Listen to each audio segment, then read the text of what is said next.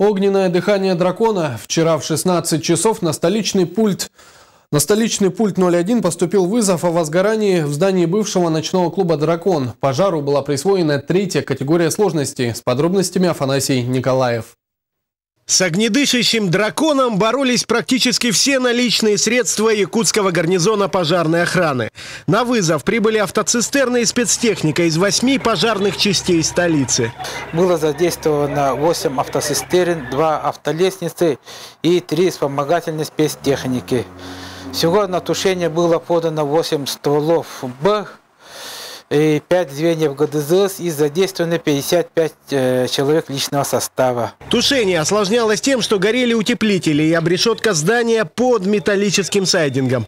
Огонь распространялся быстро, а из-за обшивки залить очаги не удавалось. Огонь распространялся по пустотам горючей отделки получается, за обшивкой.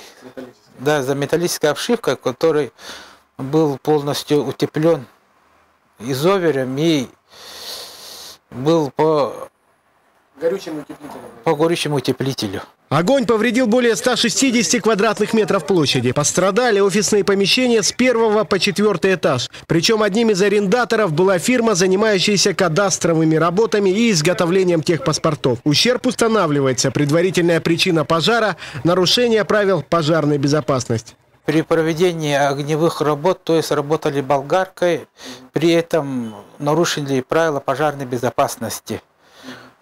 В интересах следствия пока фамилии виновных лиц пока не распространяют. Афанасий Николаев, Василий Соловьев. Новости столицы.